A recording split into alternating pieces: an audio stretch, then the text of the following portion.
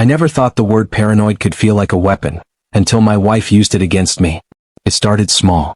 A shift in her tone. A hesitation in her laugh. A new lock on her phone, no explanation. Things most people would ignore. But when you've spent years knowing someone down to their breath, you feel when something's off. Her name is Lily. We've been married 5 years. She's quiet, thoughtful, the kind of woman who remembers everyone's birthday and sends thank you notes for thank you notes. Our marriage wasn't perfect. Nothing ever is. But it worked. At least I thought it did. It began one Thursday evening. We were in the living room. She was on her phone scrolling, or at least pretending to scroll. I noticed she kept tilting the screen away, not dramatically, just enough to stay out of my line of sight. I tried to ignore it. I told myself I was imagining things. Then her phone buzzed. Screen down. Face unreadable. She stood up way too quickly. "I'm going to shower," she said. At first glance it was nothing.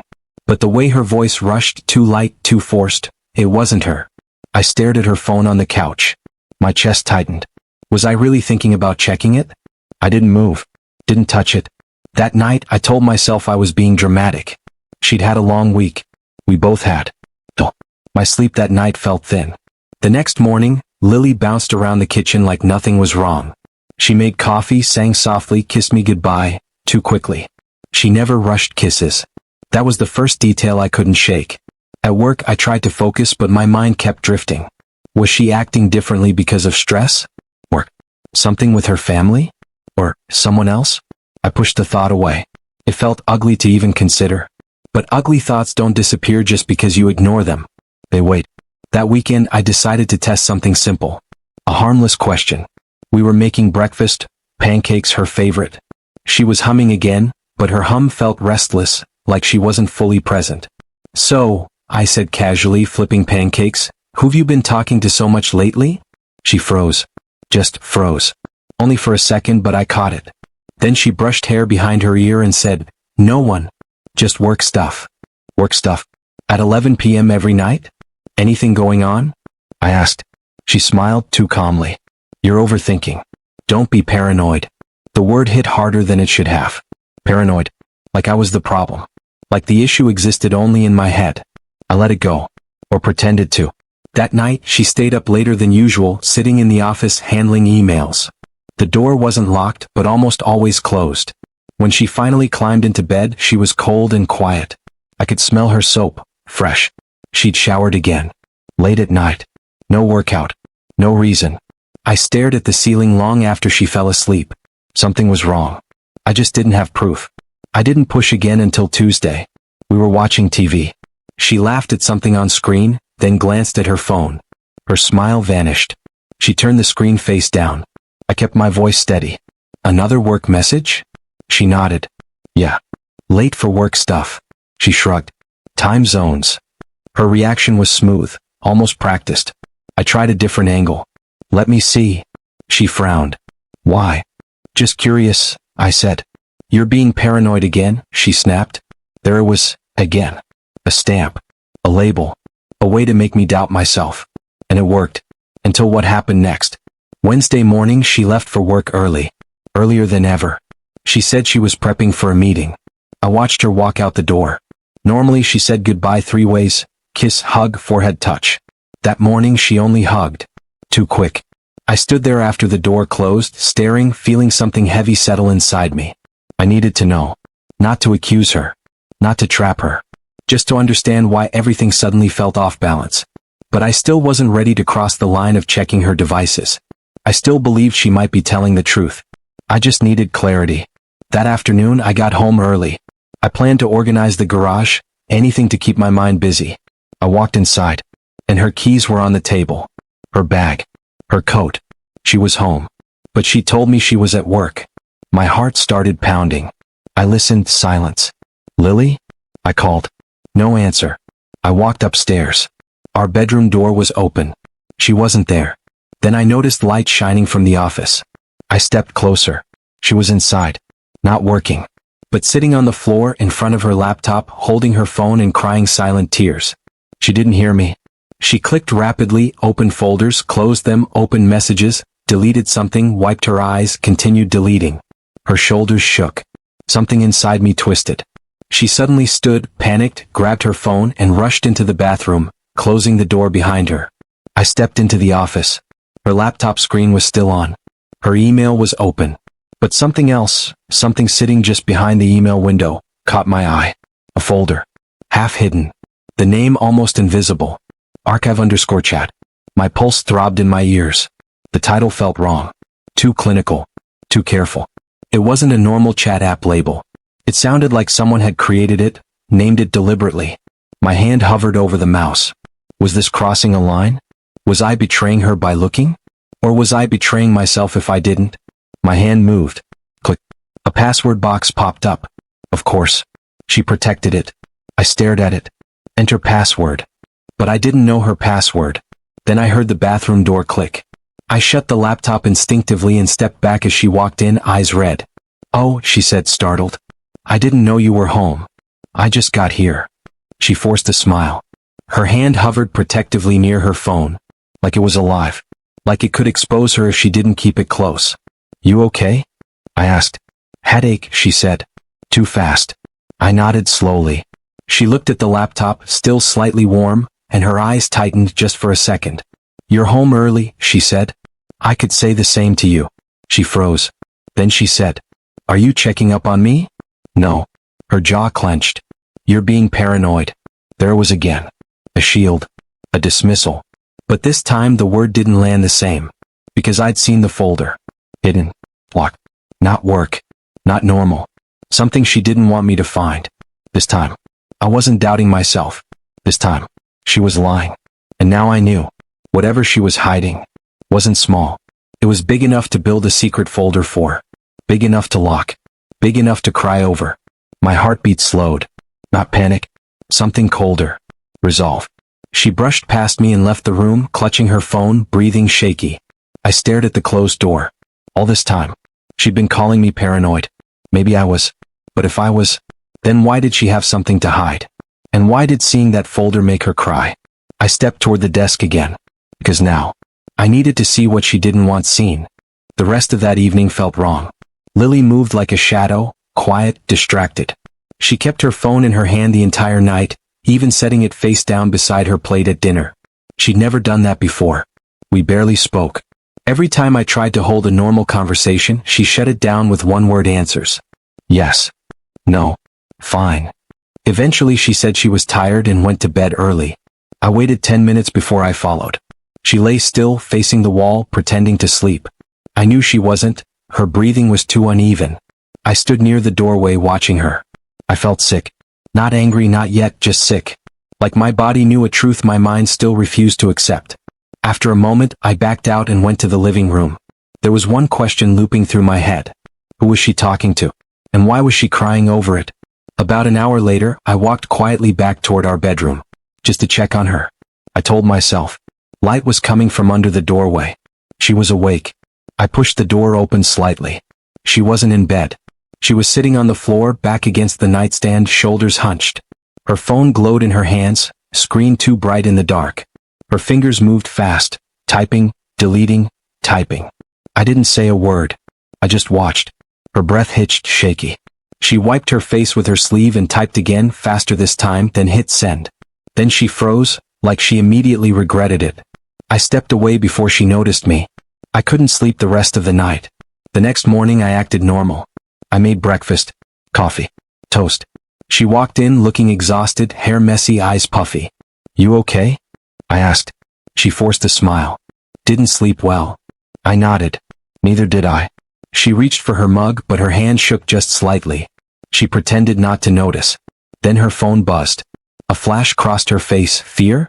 She grabbed it quickly and turned away from me to check. Whoever it was. Her reaction wasn't normal. After a moment she said, "I'm going to head out early." No hug. No kiss. Just keys, purse, door. She didn't even finish her coffee. When the door clicked shut, I exhaled and leaned against the counter. Whatever was happening. She wasn't just hiding it. She was drowning in it. I called in late to work. I needed time to think. I went to the office, our office, sat at the desk and opened the laptop. The folder was gone. Archive_chat had vanished. I checked the trash bin. Nothing. She'd hidden it deeper or moved it somewhere else. I felt my stomach twist, not because I was losing trust, but because I realized she'd already lost hers. She didn't trust me enough to tell me what was happening, and maybe she never planned to. The next few days were a pattern. She left early, came home late, jumped when her phone buzzed, showered longer, stayed up at night. Once I heard her whispering in the bathroom. Not crying, talking. Soft, urgent. When I knocked, she flushed the toilet and came out wiping her hands like she'd been washing them. But her face said otherwise. "You okay?" I asked. "I'm fine," she said too fast. "You sure?" She met my eyes a little too long before replying, "Yes." "You're reading into things again." Again. Everything circled back to me being paranoid. And every time she said the word, something inside me hardened. The moment everything broke started on Sunday afternoon. She told me she was going to the store. Just groceries. I offered to go with her. She hesitated. Then said, "It's okay. I won't be long." 5 minutes after she left, a notification popped up on her laptop on the desk. It was synced to her email. Message received, encrypted conversation file ready. I froze. Encrypted? I didn't open it. Not because I didn't want to, but because I couldn't risk her knowing I was watching. If she was willing to hide entire folders inside her computer, she might have ways to track activity. So I just memorized the subject line and waited. 20 minutes later, she came home with only a small bag, milk, bread, apples. Too quick. Too light. Way too fast to be normal. I watched her put the groceries away. Her movements were restless, unfocused, like her mind was somewhere else. Then her phone buzzed. Her hand jerked. She stared at the screen, breathing too fast. I couldn't see the message, but whatever it was, mattered. A lot. "You okay?" I asked gently. "I'm fine," she said, but her voice cracked. "Is something wrong?" "No." "Then stop asking.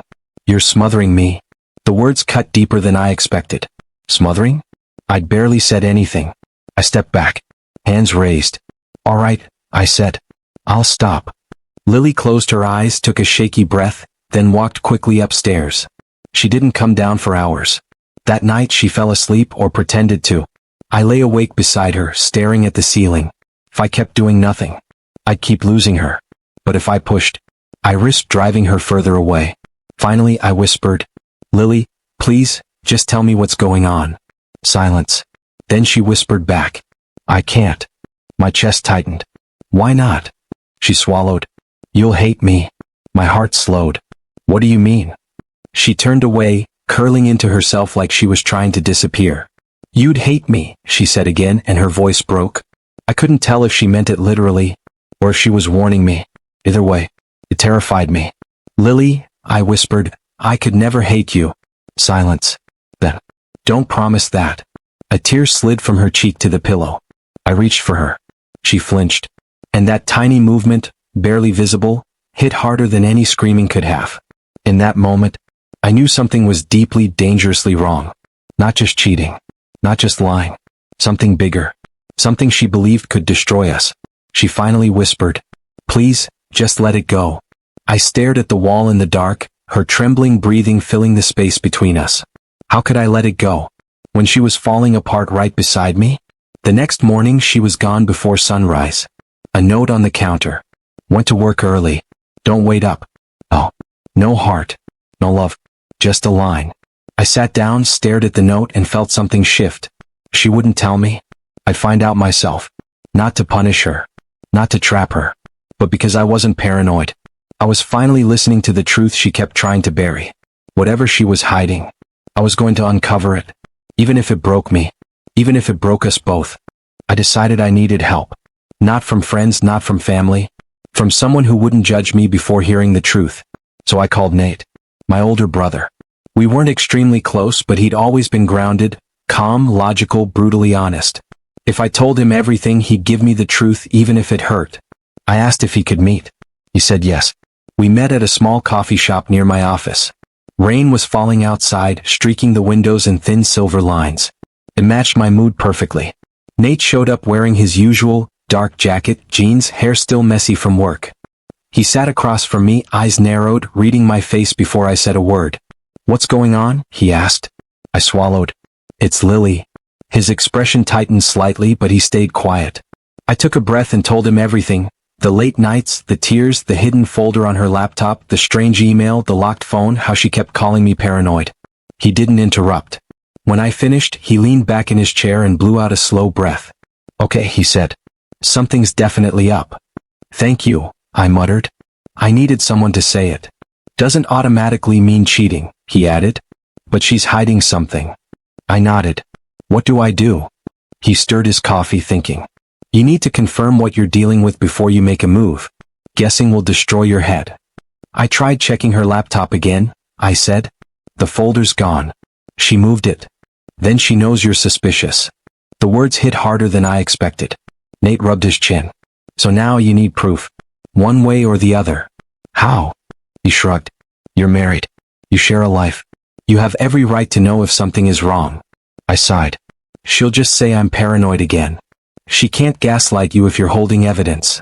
I stared out the window at the rain. I'm scared, Nate. He softened. I know. But running from the truth won't protect you from it. His words settled into me like stones. After we finished our coffee, he squeezed my shoulder before leaving. Whatever you find, he said, you're not alone. It helped more than he knew. That night, Lily came home later than usual. Nearly 11 p.m. She walked in quietly, like she hoped I'd be asleep. I wasn't. Long day? I asked from the couch. She startled, hand tightening on her purse. Yeah, she said without turning around. Work's been crazy. I watched her hang her coat too quickly, like she was rushing through movements just to end the conversation. Her phone buzzed in her pocket. She froze. Then she pressed her purse against her leg to muffle the sound. I stood and walked closer. You can answer it. It's nothing, she said quickly. Just a reminder. A reminder that makes you jump? She looked up sharply. Her eyes were tired, so tired, but also scared. She forced a laugh.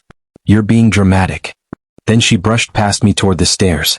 Lily, I said quietly. We need to talk. She stopped halfway up the steps. She didn't turn around. I'm tired, she said. Can we not do this tonight? No, I said. We can't keep ignoring this. Slowly she turned. Her expression was guarded, flat. There's nothing to talk about, she said. You're lying, I said, not angrily, just softly. Her jaw clenched. I don't have to defend myself every time you imagine something. I'm not imagining anything, I said. You're not the same. You're hiding something. She opened her mouth, but her phone buzzed again. This time she flinched. I lifted my hand. Go ahead. Check it. No, she whispered. Why not? Because, she said, voice trembling, I know it'll make you think things that aren't true. What things? I asked. Just show me. She shook her head. I'm going to bed. She rushed upstairs. I stayed standing there, staring at the stairs like they were a cliff. The next day she left early again.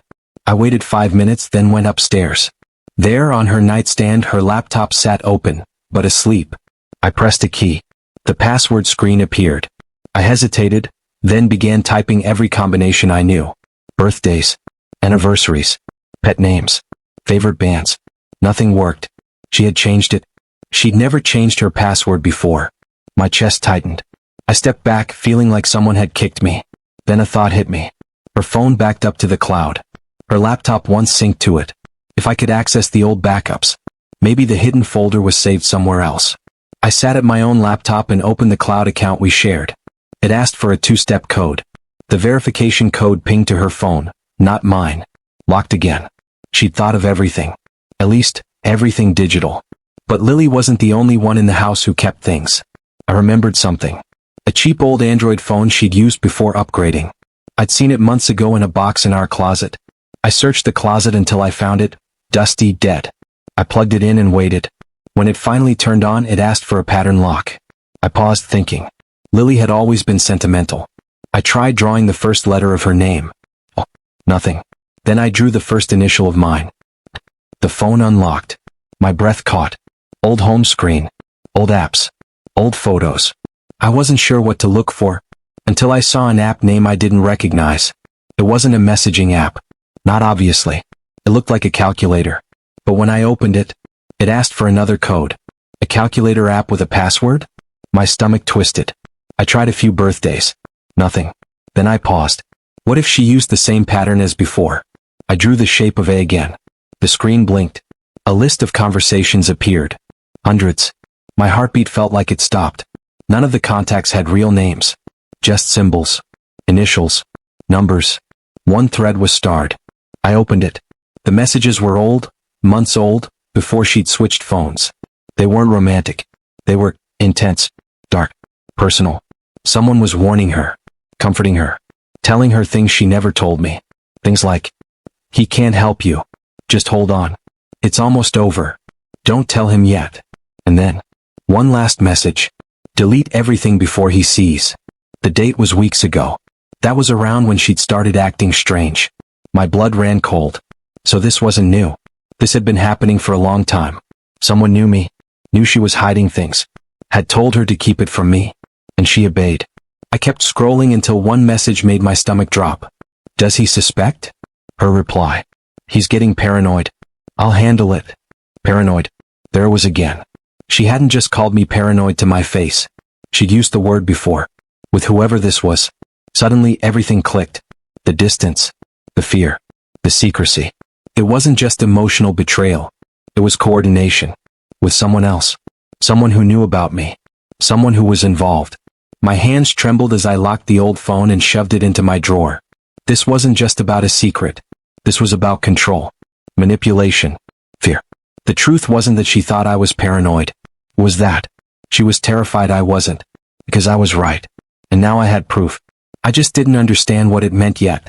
But I would. No matter what it cost. I didn't confront her that day. I wanted to. God, I wanted to.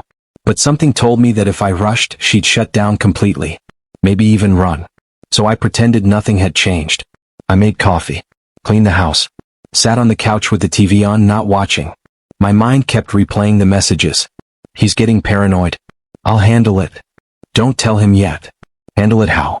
What did that mean? Every possible answer made my stomach hurt. Around noon, Lily texted. "Working late. Don't wait up." My eyes stayed on that message longer than any text deserved. Working late. Again. I typed back. "Okay. Be safe." Simple. Normal. She didn't reply. I waited 2 hours before I finally grabbed my keys and left. Not to follow her. Not yet. But to figure out what move came next. I drove to Nate's. He lived 30 minutes away in a small townhouse on a quiet street. I barely remember the drive. My head was buzzing too loudly. When he opened the door, one look told him everything. "You found something," he said. I stepped inside. We sat at his kitchen table. I put the old phone on the wood like evidence. Then I told him what I'd found. His jaw clenched as he read the messages aloud. "Delete everything before he sees," he repeated under his breath. Who the hell is she talking to? I don't know. No names. Just symbols. Could be some secret texting app, he said. Or someone she met online. I shook my head. These messages, they aren't flirty. They're heavy. Nate looked at me. What do you think it means?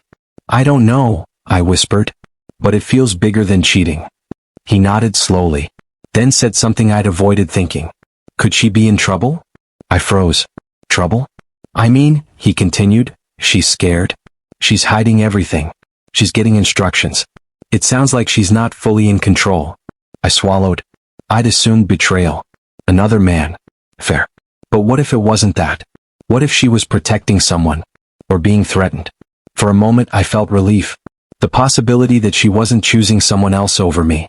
But the relief vanished just as fast. Because if someone was threatening her, why hadn't she told me? Why lie to me? Why push me away? Unless I was part of the problem. Nate leaned forward. You need more information. Without it, you're guessing. I know. That means you watch. You wait. You gather. No accusations yet. I nodded slowly. He reached over and gripped my shoulder. And whatever you do, don't tell her you found this phone. I stared at the old device. I won't. Because the moment she knew, the game would change. That night she came home past midnight. I pretended to be asleep. I heard the door open. Her footsteps were soft.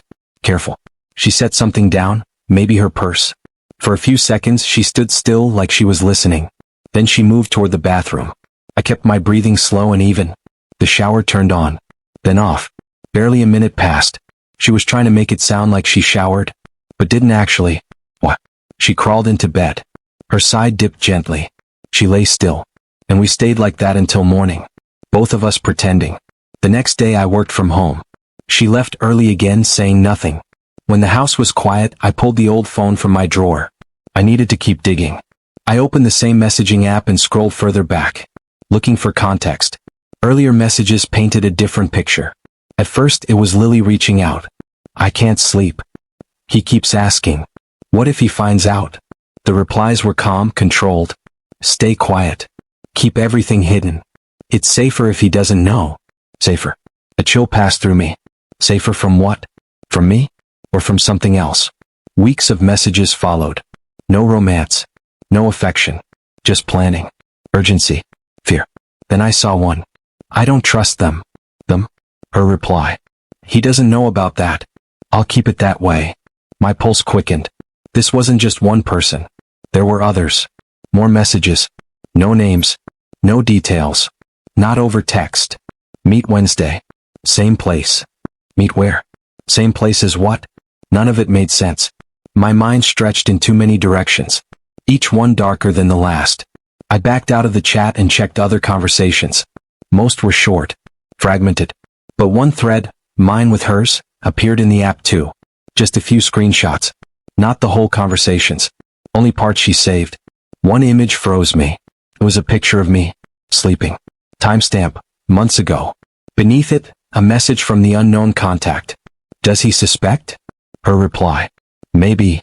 I dropped the phone like it burned. Someone had been watching us. Through her. Recording. Saving. What? Why picture me sleeping?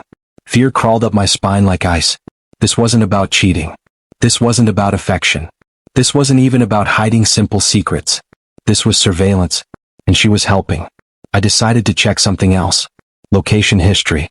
Even if the phone was old, maybe some records remained. I opened the map app. There were pins. Many. Work. Home. Grocery stores. But one pin was highlighted. 2 towns over, near the industrial district. I tapped it. A timestamp appeared. The same day she said she had a work dinner. Same day she came home acting strange. The location was just labeled. Warehouse. My heart stuttered. Why would she go there? Was she meeting someone? Or hiding something? I copied the address into my phone.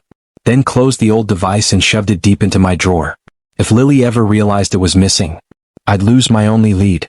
That night, I told her I'd be working late. She barely reacted. Okay, she said.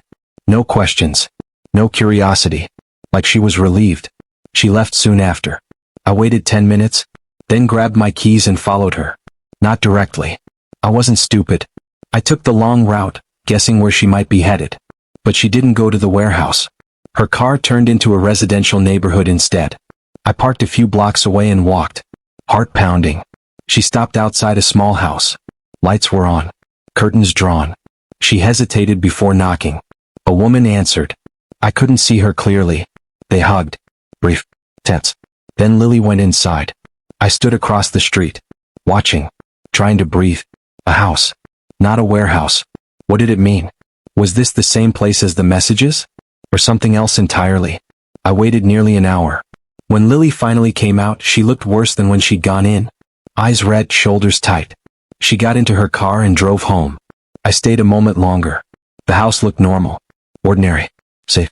But nothing about this was safe. The warehouse pin burned in my mind. Whatever she was hiding, the answer wasn't in that house. It was there. At that warehouse. And tomorrow, I'd go find out. No matter what waited for me. I barely slept. Every time I closed my eyes, I saw that warehouse pin glowing on a map like it was calling me. Daring me. By morning, I'd already decided. I wasn't waiting for answers to come to me. I was going to get them myself. Lily left early again. Said she had training. Didn't look me in the eye. The moment her car disappeared down the street, I grabbed my jacket, my phone, and the keys. I didn't bother with coffee. I followed the address exactly how it showed on the old phone. The closer I got, the more uneasy I felt. This wasn't a business district. It was quieter, tucked away beyond a railroad crossing, past a few warehouses and mechanic shops. I slowed the car and checked the map again. The pin was dead on. I parked a block away just in case someone noticed. Cold air filled my lungs. My heart hammered. The warehouse wasn't abandoned, but it wasn't welcoming either. Tall metal walls. Faded paint. No sign out front. Just a side door with a keypad. I watched from behind my windshield for 5 minutes. Nothing. No people. No movement. Just the distant hum of machines somewhere deeper inside. I finally stepped out and walked closer, pretending to be someone who belonged. The keypad was dusty except for a few numbers that looked cleaner, pressed recently. 4, 7, 1, 9. I memorized them. I knocked once, lightly. No answer. I waited, then circled around the back, staying close to parked trucks and crates. On the far side, I saw something that made my stomach flip. A small window. Curtains were drawn, but light leaked through the edges. I moved closer, slow, quiet, then froze. Voices. Muffled, but clear enough to know there was someone inside. She's not ready. A man's voice. Then another, shaken, familiar. Lily. I told you I'm doing everything I can, she said. My skin went cold. I leaned closer. It's only a matter of time before he figures it out, the man said. My breath caught. He met me. He already suspects, Lily whispered. He checked my laptop. I told you to wipe that folder. I did, she snapped. But I don't know how much he saw. There was a pause. Did he find the phone? The man asked. I felt my chest tighten. My fingers clenched. Lily's answer was small, but I heard it. I don't think so. My hand shook. She didn't know I had it. The man lowered his voice. You need to finish your part. We can't move until you do. Silence. Then Lily's voice, soft, breaking. I can't. I don't want to. Not anymore. My pulse pounded in my ears. Then he's in danger, the man said flatly. And so are you. I felt the world tilt beneath me. Danger? Me? Why would I be in danger? What was she involved in? I leaned even closer. Too close. My foot knocked against a small metal pipe lying on the ground. It clanged softly. I froze. Inside, voices stopped. Someone approached the window. I ducked low, crawling behind a stack of pallets. The window slid up an inch. Someone listened. Then footsteps retreated. I waited another minute before moving, fast, back to my car. Got in. Locked the doors. My lungs felt too small. I started the engine and drove 3 blocks away before parking again. My hands were shaking so hard I had to grip the wheel to steady them. What was that place? Who was that man? What part was Lily supposed to finish? And why would I be in danger? I was no longer worried about an affair. This was worse. Much worse. I texted Nate. Call me ASAP. He called within seconds. You okay? He asked. No, I said. I found her. Found where? I told him everything. The warehouse, the keypad, the conversation through the window. I tried to repeat it word for word, though my voice shook through most of it. That doesn't sound like cheating, he said quietly. No. It sounds like she's being pressured. Maybe blackmailed. Or she's involved willingly, he said. I didn't want to think about that. I don't know what finish your part means, I muttered. Could be anything, he said. Financial, legal, emotional, criminal. The word criminal hit like a punch. I stared at the empty street ahead. What do? I asked. Nothing stupid, Nate said. You don't go back without a plan. And you definitely don't tell her you were there. He paused. You need to talk to her. But not yet. She's scared. And you don't know who that guy is. I heard him say I'm in danger. Nate exhaled sharply. All right. Then step 1 is keeping yourself off their radar. I think they already know, I whispered. Then I remembered something. The old phone had been wiped. But I'd powered it on. I'd accessed the messages. Opened the map. What if that triggered something? What if they could track it? I felt cold. Nate must have heard it in my breathing. Listen, he said. Come stay with me. Tonight. Don't be alone. I can't just leave her. She's not the one you need to worry about. His words were harsh but true. I didn't respond. Okay, he said. If you're staying, at least change your routine. Don't let her know you know anything. I nodded even though he couldn't see. Tomorrow, he said, we start figuring this out. Together. For the first time, the pressure in my chest eased slightly. Thanks, I whispered. Don't thank me yet, he replied. Just stay safe. I drove home. By the time I arrived, the house was dark except for a kitchen light. Lily stood at the counter, staring at her phone. She didn't hear me come in. When I set my keys down, she jumped. Hey, she said quickly. You're home early. Yeah, I said. Plans changed. Her eyes searched my face. Everything okay? Was she asking as a wife? Or asking because she feared what I knew? Yeah, I said with a small smile. Just tired. She nodded. Want dinner? Not hungry. She hesitated, then stepped closer. She almost touched my arm, then pulled her hand back like the space between us hurt her. "How was your day?" I asked casually. She flinched. "Normal," she said. "Nothing special." "What?" She opened her mouth like she wanted to ask something, maybe where I'd been, but stopped. "Okay," she whispered. And just like that, she slipped past me and went upstairs. I stood alone in the kitchen, staring at the clock. I knew where she was, what she was doing, who she was talking to, but she didn't know that I knew. And as terrifying as that was, it was the only advantage I had left. Tomorrow the truth would move closer, whether I was ready or not. The next morning was quiet. Too quiet. Lily moved around the kitchen like she was floating, barely touching anything, barely breathing. Her eyes kept drifting toward me, then away, like she wanted to speak but couldn't risk it. "Work today?" I asked. She nodded. "Long day?" Another nod. No details. I poured coffee. She didn't drink hers.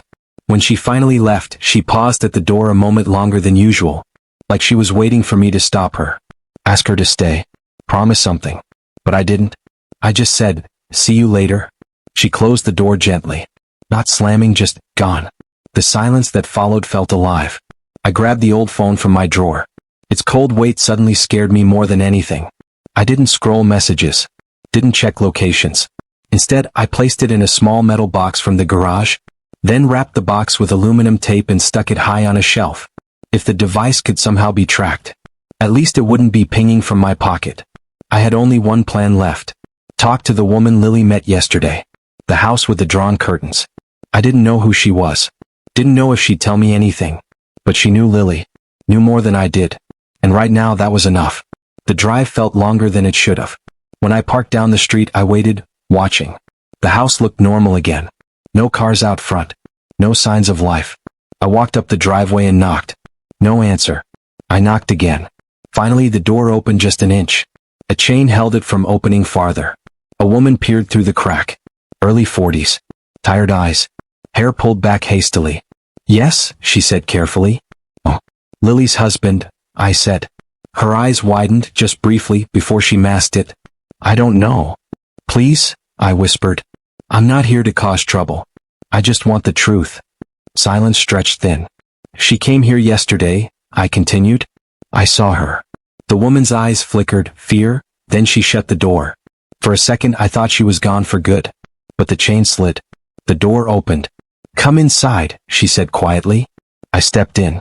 The house was clean but sparse, like someone lived carefully, afraid of leaving marks. She led me to the small living room. "Sit." I did. She didn't. "What did Lily tell you?" she asked. "Nothing," I said. "She hasn't been telling me much of anything." The woman exhaled, pacing slowly. "What's your name?" I asked. "Maria." "How do you know Lily?" She hesitated. "She used to work with me," Maria said. "A long time ago." "Doing what?" "Helping people," she said vaguely. "That doesn't mean anything," I said. She closed her eyes. "I know." I leaned forward. "Maria, please. I love her. I just want to understand." Maria finally sat. She stared at her hands. "There are things Lily isn't allowed to tell you," she whispered. "Not won't. Not doesn't want to. Isn't allowed." "Allowed by who?" I asked. She looked up, and her eyes finally showed what she'd been hiding. Fear. "People she used to help," she said. "People who trust her to keep their secrets." "Is that who she's messaging?" Maria didn't deny it. "She's trying to protect them and you." "From what?" Silence. I felt my pulse climb. "Maria." I heard them. "At the warehouse." Her head jerked. "You went there?" I nodded. Her breathing quickened, like an alarm had gone off inside her. "You shouldn't have done that." "I heard her voice," I said.